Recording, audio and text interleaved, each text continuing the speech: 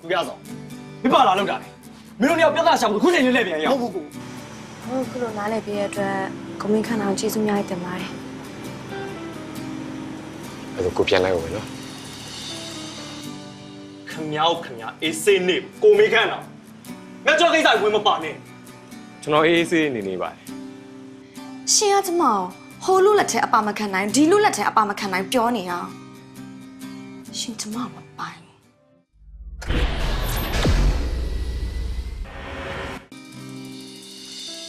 ပြတ်သားရမလားထွက်သွားရမလားမြို့သေးရမလားဖွင့်ပြောရမလားဒီစိတ်တွေရေးချီချီတော့ဟေးနေရမလားကြံခဲ့ရမလားတခါတလေဖွင့်ပြောပါဒီဟန်ဆောင်နေရမလားစမပြေတာကဒီနေပြီတာ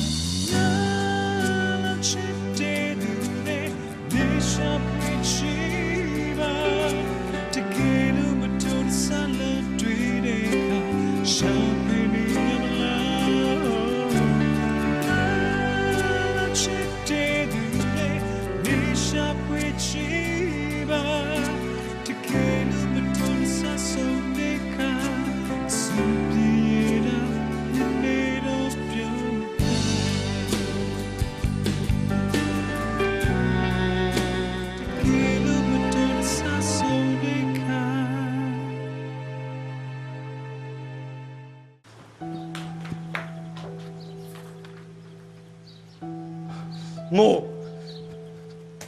လာပြန်မယ် ခင်ဗျားအဲ့လိုမလုပ်ပါနဲ့ကိုကောင်းမြတ်သူ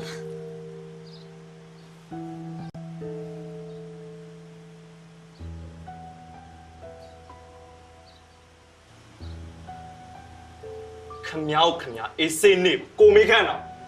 ငါကြောက်ကိစ္စဝင်မပါနဲ့ ကျွန်တော်အေးဆေးနေပါတယ်ခင်ဗျားသာသူ့ကိုကောင်းကောင်းမွန်မွန်ခေါ်ပါခင်ဗျားပြောသလိုပဲသူ့ကိုခင်ဗျားခေါ်လို့ရတယ်ဆိုရင်ခင်ဗျားခေါ်ပါလို့ရပါကျွန်တော်မတားပါဘူး ဒီမှာအဲ့ဒါကျွန်တော်နဲ့သူ့နဲ့ကိစ္စခမရနဲ့ဘာဆိုင်လဲခမရဘာလို့ဝင်ပါနေရ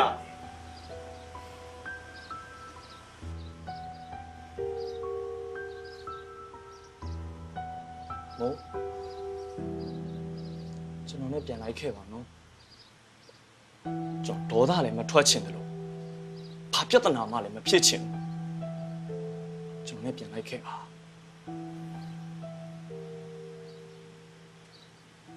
ဘုံလိုက်ချင်တယ်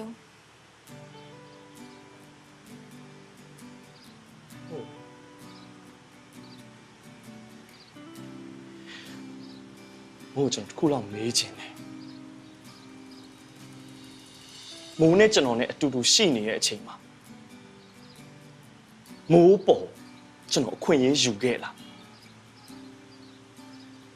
မိုးအထင်လွဲစေမယ်မယိုးမသားကိစ္စတွေကျွန်တော်လုပ်ခဲ့ဘူးလားဟမ်မိုးကျွန်တော်မောင်းထုတ်တဲ့အခါတိုင်းမိုးကျွန်တော်ရှောင်ဖယ်နေတဲ့အခါတိုင်းမိုးကျွန်တော်မယုံမကြည်ဖြစ်နေတဲ့အချိန်တိုင်းမှာကျွန်တော်ရှင်ထဲမှာပျော်နေလို့မိုးထင်လားဟမ်မို့ကျွန်တော်ပြောပါဦးမိုးထင်လားလို့ကျွန်တော်လည်းအသွေးနဲ့သားနဲ့တိဆောက်ထားတဲ့လူတစ်ယောက်ပါမိုးရဲ့ကျွန်တော်မှာခံစားတတ်တဲ့နှလုံးသားရှိတယ်နာကြီးတတ်တယ်ဒါပေမဲ့မိုးပေါ်ကျွန်တော်တစ်ခါမှစိတ်မနာခဲ့တယ်လို့ညိုလည်းမညိုညင်ခဲ့ဘူးအဲ့ဒါဘာဖြစ်လို့လဲမသိလားမို့ကျွန်တော်အရန်ချစ်လို့မိုးရဲ့မို့ကျွန်တော်အရန်ချစ်လို့ပြီးတော့ဟိုချယ်ရီပြောတဲ့ကိစ္စကလည်းကျွန်တော်ဘက်ကကျွန်တော်လိမ့်ပြတန့်တယ်ယုံနာမယုံနာမိုးအပိုင်းပါတကယ်လို့မိုးယုံနေဆိုရင်ကျွန်တော်နဲ့ပြန်လိုက်ခဲ့ပါမိုးရဲ့မယုံဘူးဆိုရင်တော့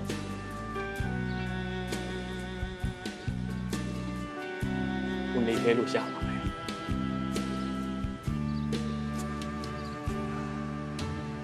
ကျမရှင်ယုံလို့တော့မဟုတ်ဘူးဒါပေမဲ့ကျမစိတ်နဲ့မခံနိုင် မို့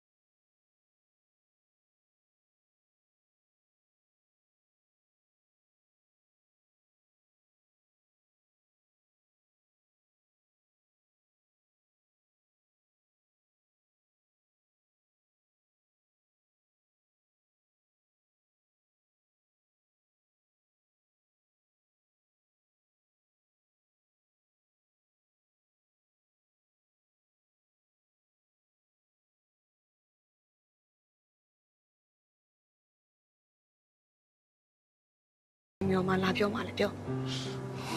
ကျွန်တော်လည်း main ကလေးတယောက်ရဲ့တိတ်ခါကိုလေးစားပါတယ်မိုးရဲ့ဒါပေမဲ့ကျွန်တော်နှလုံးသားတစ်ခုလုံးကိုရင်းပြီးတော့သူ့တိတ်ခါကိုဦးစားမပေးနိုင်ဘူးလေကျွန်တော်မိုးကိုပြောပြမယ်လူတယောက်ရဲ့ကျင့်ဝတ်က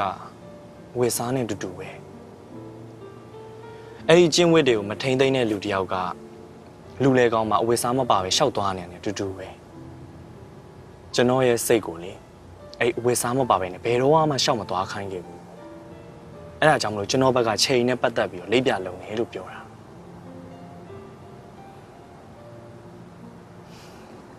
မိုးကလည်းကွာ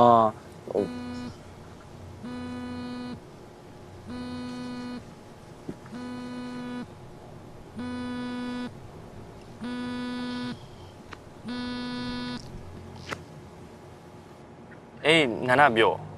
ဟေ့အောင်ကောင်းမဲ့သူမင်းကဘာမှလဲ ငါပြန်လာနေပြီလေ ဟောဟိုမိုးမခအောင်မင်းနဲ့တူပြန်ပါလာလားဒီမှာကွာအန်နီမြမေးခိုင်းနေလို့ အော်မိုးမခလည်းငါနဲ့တူတူပါတယ် အော်အေးပြီးရောအဲ့ဒါမြန်ပြန်လာခဲ့ကွာနော်ငါအန်နီမြအိမ်ရပဲစောင့်နေမယ်နော် အေးပြောလိုက်နော်အေးအဲ့ဒါဒါပဲနော်အေးအောင်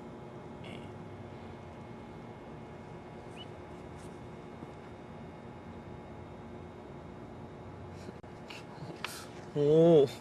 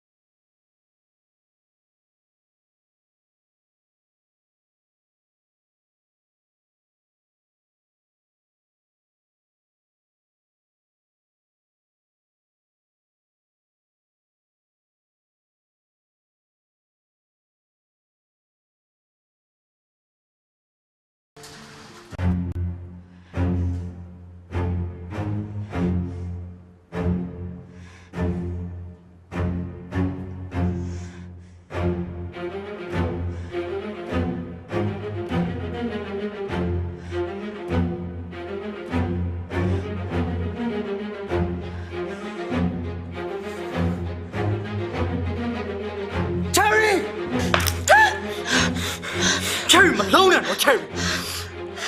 Cherry မလုံးနဲ့လို့ ကျမလို့ မဘာတိုင်းမမရှိတော့ဘူးကျမသိချင်တယ်ကျမလက်ပါ ချယ်ရီကိုဘာဖြစ်နေလဲဆိုတာကိုနားလဲချယ်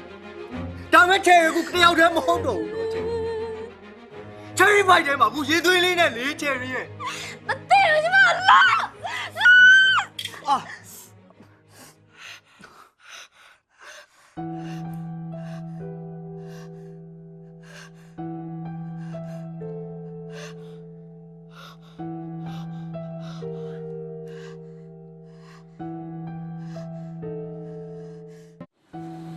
ဦးချင်ပါ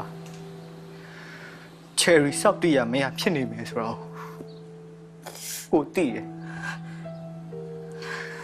ဒါပေမဲ့ချယ်ရီကိုပြောရလေကိုခဏလောက်တော့နားထောင်ပေးပါဦးချယ်ရီရဲ့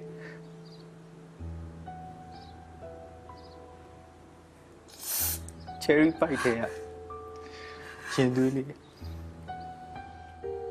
ကိုလိုနှစ်ယောက်ရဲ့ရင်သွေးလေးရဲ့မျက်နှာချယ်ရီငဲ့ပါဦး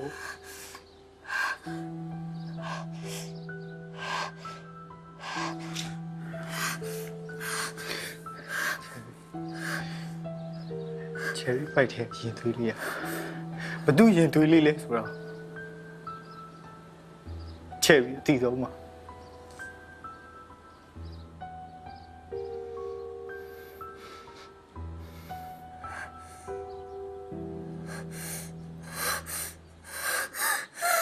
ဟုတ်တယ်ကျမနဲ့ကောင်းမှုသူနဲ့ဘာမှမဖြစ်ခဲ့ဘူးဘူးကျမပိုင်ထဲမှာရှိရကလေးရှင်းကလေးရှင်းကြကျမကျမပြောလိုက်ကြတဲ့တော့ပြက်နေကြလားရှင်းကြရှင်းကြ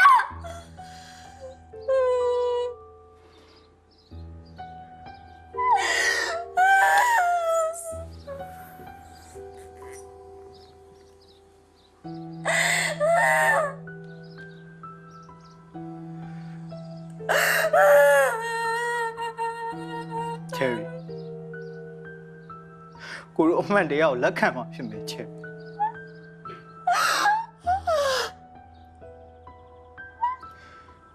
ချယ်ရီကအမှန်တရားကိုလက်မခံချင်ဘူးဆိုရင်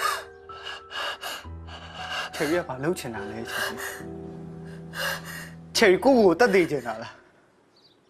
ဟမ်ရတယ်လေလို့ကိုတို့တူတူသိကြတာပါ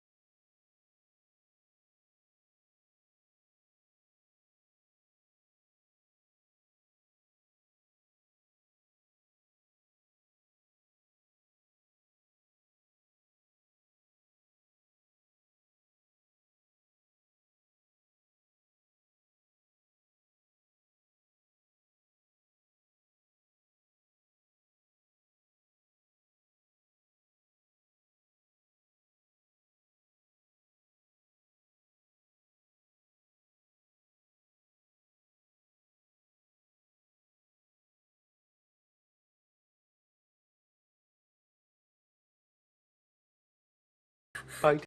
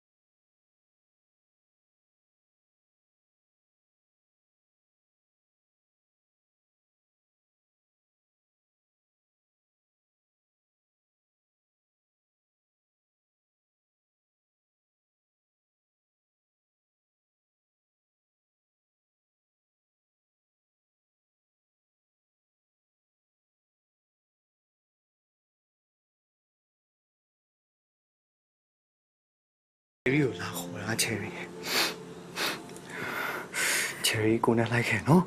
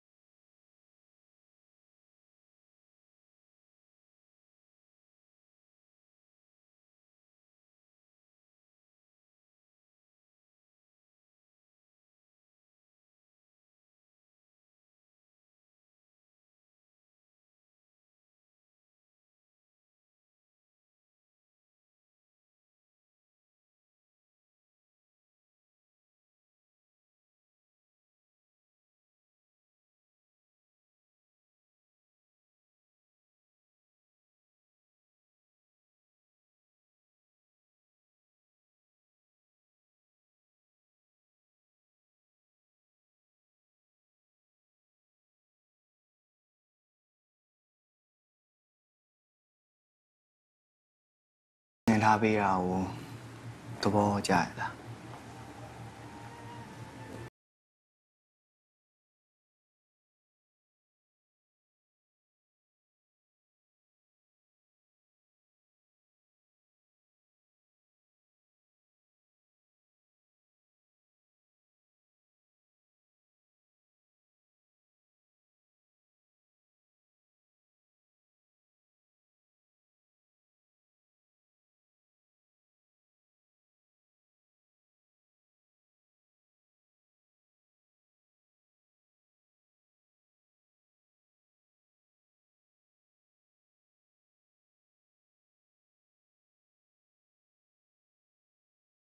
Cherry ကိုကြိုးစားစေချင်တယ်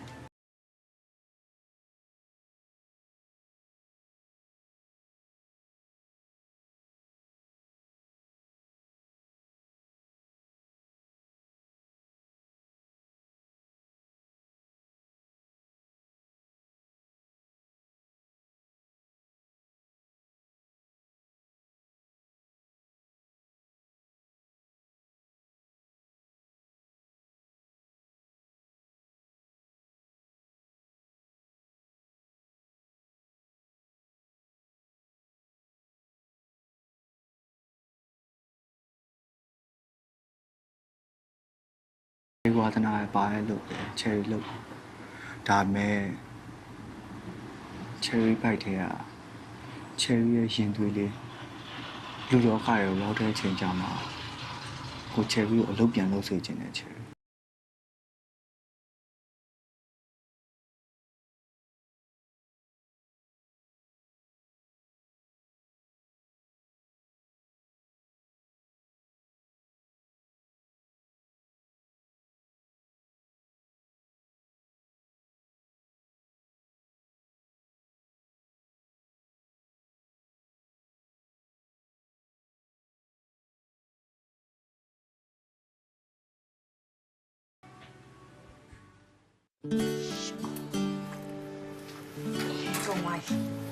ကောင်းလိုက်လေးတရားမရှိဘူး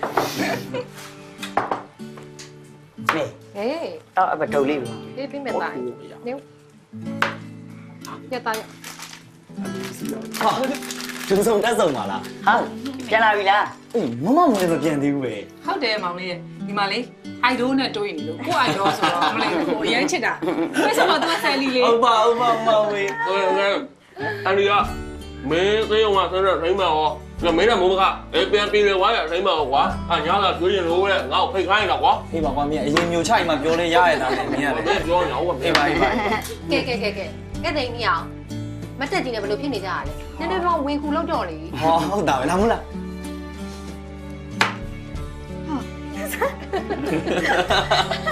မတ်တာအဲ့ခလေးရအောင်ပြောရတယ်မင်း အများကြီးပဲဟောမေ အေးဘာလုပ်တာဘာလုပ်ပြန်ပြီရော များ ငါကြီးကိုကြားရနော်မစားနဲ့ဦးလေဒီမှာလူကြီးတော့မစားလေပြီးမှတူတူစားမယ်လေ ဖိုက်စား ဘိုက်စားလို့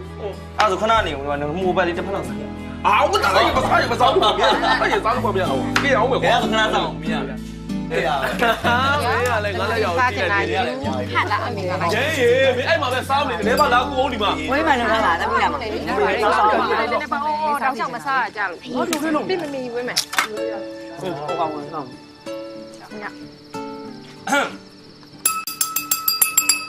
ကျွန်တော်စကားနည်းနည်းပြောချင်ပါတယ်ခင်ဗျာ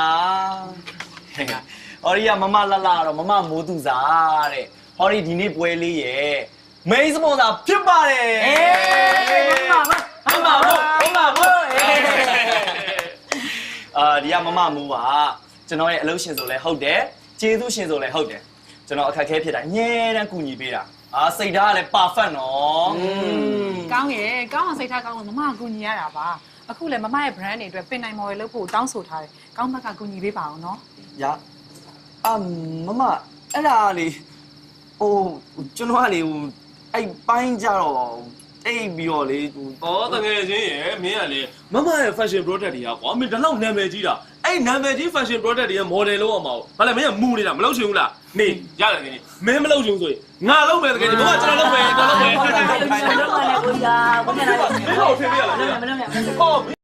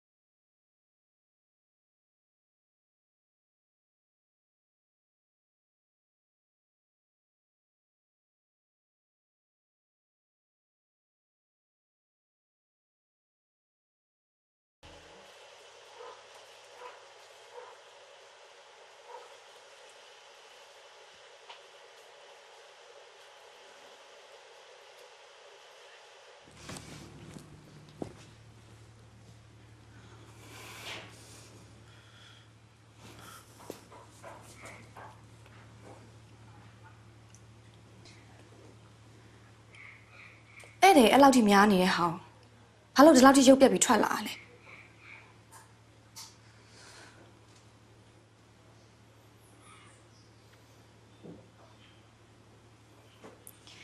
ရှင်အဲ့လောက်ထိကလေးဆန်လိမ့်မယ်လို့မထင်တာအောင်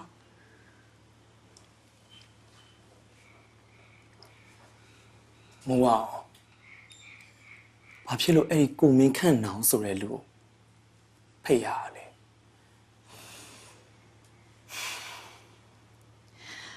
သူ့တယောက်လုံးဖိတ်ထားမှာတော့သူ့မဖိတ်ရမလားအဲ့ဒါကြောင့်ဖိတ်လိုက်တာလေ ဩအခုလေမိုးအဲ့ဒီအိမ်ကနေခေါ်လာတယ်ဆိုမိုးမေ့သွားပြီလားအဲ့ဒီကိုမင်းခန့်နောင်ဆိုတဲ့လူရဲ့မျက်လုံးကမိုးမကြည့်ဘူးလို့မိုးပြောနိုင်လားမိုးကလည်းသူ့အားလာပြီးစကားတွေပြန်ပြောနေဦးမှာပဲ ကိုကောင်းမြတ်သူရှင်အဲ့လောက်ထိတဝင်းတိုးတက်လိမ့်မယ်လို့မထင်တာဟုတ်သီလားရှင်နည်းနည်းလေးတော့သဘောထားကြည့်ပေးတဲ့နဲ့ကိုစန္ဒကိုလည်းထင်းအောင် ထိန်းပါတယ်မိုးရဲ့ကိုထိန်းပါတယ်ဒါပေမဲ့မိုးဘသူ့လက်ထဲမှာကျွန်တော်အပါမခံနိုင်ဘူးလေမိုးရဲ့ ကိုကောင်းမြတ်သူရှင်ကကျမကိုဟိုလူလက်ထဲအပါမခံနိုင်ဒီလူလက်ထဲအပါမခံနိုင်ပြောနေအောင်ရှင်ကျမမပိုင် 那别的呀嘛啦，穿多呀嘛啦，有的呀嘛啦，会飘呀嘛啦，第谁对？ 你公公，那怎么拿到变脸了？我叫你当变脸，俺们才当的。 ပြင်ကလေးလည်းစောင်းရှောက်ရွာဦးလည်းစောင်းရှောက် ဒီမိုက် တော့မ မလေးလာပါနဲ့ဒီတော့ဟာကိုကြောက်ပါဗျာကိုဟာဒီလမ်းနေဖမ်းလိုက်လားမင်းလမ်းလိုက်ထိုင်နေလား 哦，大，我们家菜里大，哪里来的？ရှားပါအန်ဒီအဲ့နဲ့ဟိုဘုံရောအန်ဒီ 哦，သမီးနဲ့မောင်ကောင်းမြတ်ကအိမ်နောက်ခွင့်မှသားရေနင်အန်ဒီတော့ခေါ်ပေးမယ်နော် ရှားပါအန်ဒီမခေါ်ပါနဲ့တော့ တောင်းမင်းစား ဒီပါသားရေဒါလွတ်လပ်နေနော်ကြိုက်တာအကုန်ယူစားနော် ဟုတ်ကဲ့ပါ ဒီပါဒါလေးစားနေတာရှိယူစားနော် ဟုတ်ကဲ့ဗျာဟုတ်ဒါ အမကလေမောင်လေးရဲ့ပြိတ္တပါ ဟုတ်ကဲ့ပြရပါလား တွေ့ရပါတာပါအရန်ကြိုက်တယ်သိလား ဟုတ်ကျင်းနေ Facebook မှာအပ်ပေးပါဦး အော်အဲ့မဲ့လေကျွန်တော် အမဆုံးမအထဲမှာကြံခဲ့လို့ပြောလို့ရှိရင်ဓာတ်ပုံတူတူရိုက်မယ်နော် โอเคဗျာ အရန်ကြိုက်တာသိလားအမသိလား อ๋อဟုတ်လားโอเค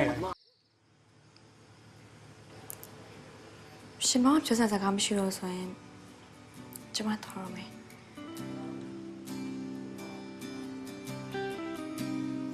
မိုး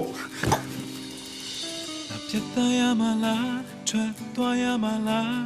有的呀嘛啦，会飘呀嘛啦，第谁对？一起记得。 ကျမကိုလွတ်ပါ ဟောမိုးလေဘာလွတ်မှာလဲလွတ်ပါဘူး သူများရင်မြင်ကုန်လိမ့်မယ်မအဲ့လိုမြင်ကုန်လိမ့်မယ်လို့ အော်မိုးကလည်းကျွန်တော်တို့ကချစ်သူတွေပဲဘယ်လိုယူဆိုင်ကြလို့မဟုတ်ဘူးလား ရှင့်ကချစ်တယ်လို့ပြောနေလို့လဲ အော်မိုးကလည်းဟိုချစ်တယ်ပြောမှချစ်တာမှမဟုတ်တာမကြည့်ဒီဘက်မှာလေရင်ကုန်ကနေဒုံဒုံနဲ့နေရမယ်နားထောင်ကြည့်ပါလားတွေ့လားအဲ့ဒါကိုချစ်တယ်ပြောဖို့လိုသေးလို့လားမိုးရဲ့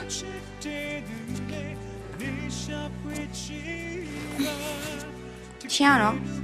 တော်တော်လေးလူကြီးသားသမီးပဲ ဘာဖြစ်လို့လဲ ခုလုံနေအောင်ကြည့် ချစ်တာကိုမိုးကလည်း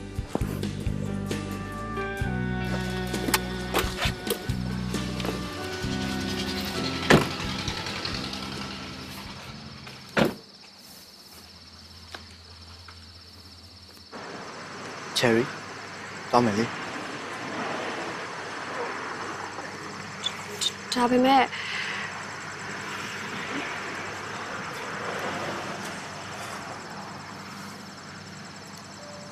Cherry ကိုတို့နှစ်ယောက်ရဲ့အမှားတွေအတွက်ကိုတို့ကောင်းမြတ်သူနဲ့မိုးမခအောင်ဘူးတောင်းမှန်မှဖြစ်မယ် Cherry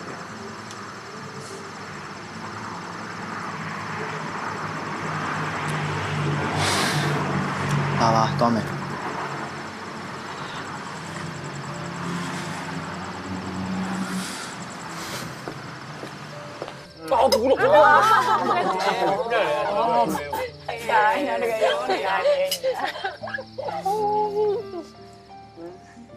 ြောပြီပဲအဲ့ဒါကျွန်တော်နဲ့မှမဆိုင်တာဟာယူမိုးကလည်းမိုးစိတ်ထဲမှာဘာမှအထင်မလွဲနဲ့နော်ချစ်ပလိုက်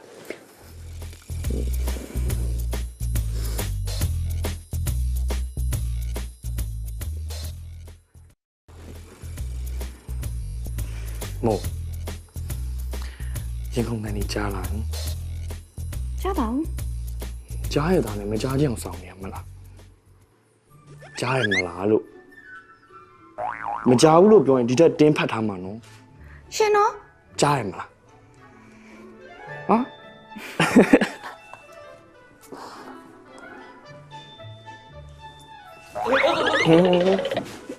မင်းနာဘာကိစ္စလဲ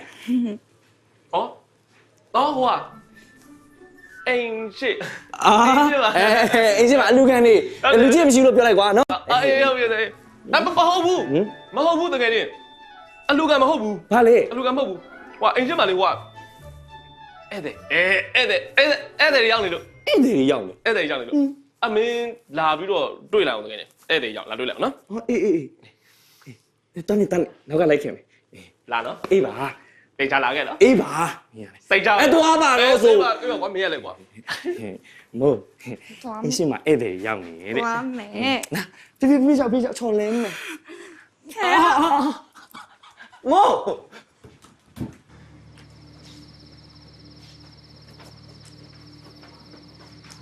ဟိုလာ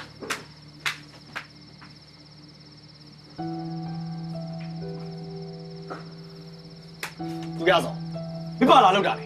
မင်းတို့တယောက်ပြဿနာရှာဖို့ခုချိန်လေးလဲပြန်ရအောင် ဟုတ်ဘူးကိုကျွန်တော်ရှင်းပြရလေခဏလေးနားထောင်ပေးပါလား ကဲတားရဲ့မောင်ကောင်းမြတ်နင်ကလည်းစိတ်နည်းနည်းလျှော့လေကွယ် အန်ဒီကိုတော့ကျွန်တော်တောင်းပန်ပါတယ်ဒါပေမဲ့တို့လို့ရကတဖြည်းလွန်လာပြီအန်ဒီရဲ့ချယ်ရီမင်းတို့ကငါတခါလေးပြောမယ်နော် ခဏနေပါဦးကို ဒီမှာမိုးမကောက်ငါတက်တက်ချစ်တယ်ငါတက်တက်မြင်လို့တယ်အဲ့တော့မင်းလောက်ရက်တွေကိုစပြန်ရက်ပါမင်းလည်းကလည်းဘာမှလည်းမမခဲ့လို့ဘာမှလည်းမဖြစ်ခဲ့ကြဘူး ခဏနေပါဦးကိုကောင်းမြတ်သူရဲ့ချယ်ရီတို့အခုလာခဲ့တာရှင်တို့နှစ်ယောက်ကိုမကောင်းကြံမှုအတွက်လာခဲ့တာမဟုတ်ပါဘူးချယ်ရီတို့နှစ်ယောက်ရဲ့အမားတွေအတွက်တောင်းပန်မှုလာခဲ့တာပါ မင်းပို့ရင်ငါ့ကိုမပြောနဲ့ချယ်ရီမင်းပါစကဘယ်တော့အမှန်တရားတွေထွက်ကြလို့မင်းငါ့ကိုပို့ရင်မပြောနဲ့ ကောင်းမြတ်သူခမချယ်ရီပြောတာလေးကိုဆုံးအောင်နားထောင်လိုက်ပါပြီးမှခမဘာလုပ်ချင်လဲခမဆုံးဖြတ်လေဗျာ ဟုတ်ပါတယ်ချယ်ရီကိုယုံကြည်ပေးဖို့လည်းမတောင်းဆိုပါဘူးမယုံကြည်ဘူးဆိုတာလည်းသိပါတယ်အခုချယ်ရီလာခဲ့တာကိုကောင်းမြတ်သူရဲ့ရှားခဲ့တဲ့ကိုယ်ဝယ်မဟုတ်ဘူးဆိုတာကိုချယ်ရီလာပြောတာပါ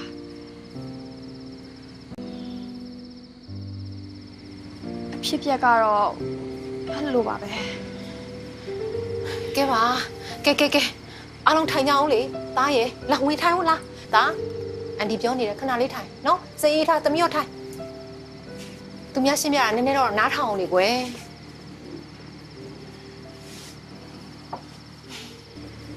တကယ်တော့ကိုကောင်းမြတ်သူပြောသလိုပဲချယ်ရီနဲ့ကိုကောင်းမြတ်သူနဲ့ကတကယ်ဘာမှမဖြစ်ခဲ့ကြပါဘူးအခုချယ်ရီဖိုက်ထဲကကိုဝင်က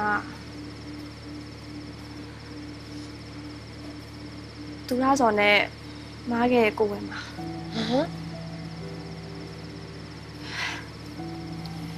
ဟုတ်ပါတယ်ချယ်ရီရဲ့အတ္တတစ်ခုပဲကြောင့်ရှင်တို့နှစ်ယောက်အပေါ်မှာအမားတွေပဲစက်တိုက်ကျူးလွန်ပြီးလို့ဖြစ်ခဲ့တယ်အဲ့ဒီအတွက်ကိုကောင်းမြတ်သူကိုရောမိုးမခါကိုရောချယ်ရီနုညွတ်တောင်းပန်များစီနော်ပြီးတော့အန်နီကိုလည်းချယ်ရီတောင်းပန်များစီ အေးပါကွယ်အန်ဒီခွင့်လွတ်ပါတယ်တားနဲ့သမီးကဲသူများဒီလောက်တောင်ရှင်းပြနေပြီပဲတားတို့ကလည်းကျင်းနေလိုက်တော့လေနော် ကောင်းမြတ်သူကျွန်တော်လည်းခမကိုညွတ်တောင်းပန်ပါရဲ့ဗျာတကယ်တော့ခမအပေါ်မှာတော့ကျွန်တော်ချယ်ရီပေါ်မှာပါကျွန်တော်အများကြီးမကောင်းတာတွေလုပ်ခဲ့ပြီဒါမဲ့ချယ်ရီကလည်းကျွန်တော်မှားခဲ့တဲ့အပြစ်တွေ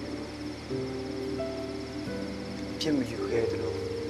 ကိုကောင်းမြတ်သူဆိုလို့ရှိရင်ကျွန်တော်အသက်ကိုတော့ကယ်ခဲ့တာအမှန်တကယ်ဆိုအဲ့ဒီနေ့မှာအဆီဒန့်ဖြစ်မဲ့ပြီပါကျွန်တော်ပါဗျာ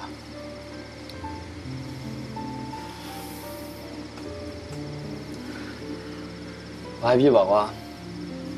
မမေကိုဘယ်တော့မှပွေမြူခဲ့ပါမင်းဘက်ကတစ်ဖက်သက်ပြဿနာတွေလိုက်ရှာနေလို့ဒါငါစိတ်ဆိုးရုံပဲစိုးခဲ့တာပါငါခွင့်လွတ်ပါတယ်မင်း နောက်ပြီးတော့လေချယ်ရီနဲ့သူရစော်နဲ့ကလည်းမကြခင်လက်ထပ်တော့မှာပါ ဟုတ်လားလားဟိုအဲ့ဒါဆိုရင်ဟို သူရစော်တို့ခြေရွက်လည်းအစင်ပြေသွားပြီလက်ထပ်တော့မယ်ဆိုတော့မဟုတ်ကျွန်တော်တို့ပွဲလေးရအောင်ပဲတော့လေ မဆိုင်လို့လည်းမကြည့် မဆိုင်ဘူးလား ကဲပြောပါဦးမင်းကဘာပြောမှာ ဟောဟိုကအကုန်လုံးပြည်တယ်သွားကြပြီမလားအကုန်ပြည်တယ်အစင်ပြေသွားကြပြီလေအဲ့တော့ကျွန်တော်ဘိုက်စားတယ်စားတော့ပြီ မစားပြီလေဘယ်နှခါစားမှာလဲကိုကကိုကြီးပဲစားနေရ မင်းတို့ကကြာတော့ငါဘိုက်ပြန်စားတယ်လေကွာ မစားနဲ့တော့ ကဲအားလုံးတော်ကြတော့နော်စားပြီးသားလူလည်းမဝသေးရင်ထပ်ပြီးစားနိုင်ပါတယ်နော်မစားသေးတဲ့သားတို့သမီးတို့လည်းဟိုမှာသားတို့ကြိုက်တာတွေအဝစားကြပါ သူလည်းမစားစားလို့ရပြီရစားလို့ရပြီတော့တောင်းကြီးစား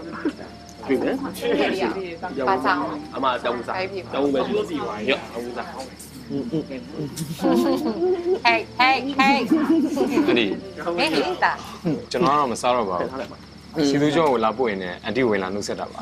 အော်တားရဲ့မိမလည်းရောင်းမတော့မထူးတော့ဘူးလေကွယ်တခုခုလေးစားတော့ပြီးမှပဲပြန်ပေါ့ တော်ပါအန်တီရရကျွန်တော်နောက်မှပဲလာစားပါတော့မယ်အားလုံးပဲကျွန်တော်ပြန်ခွင့်ပြုပါ အေး အားလုံးတော့အားနာပါတယ်နော် အေးပါတားရဲ့ကားလည်းဖြည်းဖြည်းမအောင်နော် ဟုတ်ကဲ့ပါအန်တီ အေး စီသူကျော် ညာ ဒါအိမ်ပြန်နောက်မကျနဲ့နော်ပြန်ခွင့်ပြုပါ အေးတားအေး ကိုမင်းကမိုးလိုက်ပို့ပေးမယ်လေ